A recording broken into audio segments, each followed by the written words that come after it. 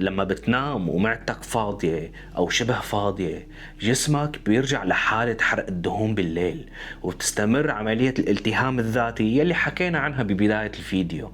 يعني بتكمل حرق حتى انت ونايم. بس لما بتاكل قبل النوم مباشرة، جسمك بيوقف الحرق وبيبدأ يخزن، وكل الأكل يلي دخل بيتحول لدهون لأنه ما في نشاط ولا حركة بالليل. طيب والشي الثالث بالقاعدة هو 3 حصص خضار باليوم.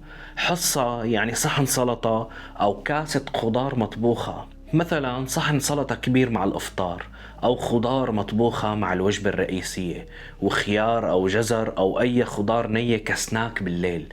لأنه الخضار كلياتنا بنعرف إنه غنية بالألياف والمي وفقيرة جدا بالسعرات، يعني بتملأ معدتك وبتشبعك من دون ما تعطيك سعرات كتيرة، وبتبطئ امتصاص السكر بالدم، فما بيصير قفزات سكر مفاجئة. وكمان الألياف بتحسن الهضم وبتخلي جسمك يتخلص من السموم والفضلات بشكل أفضل، وبتغذي البكتيريا النافعة بالأمعاء يلي بدورها بتساعدك على حرق الدهون.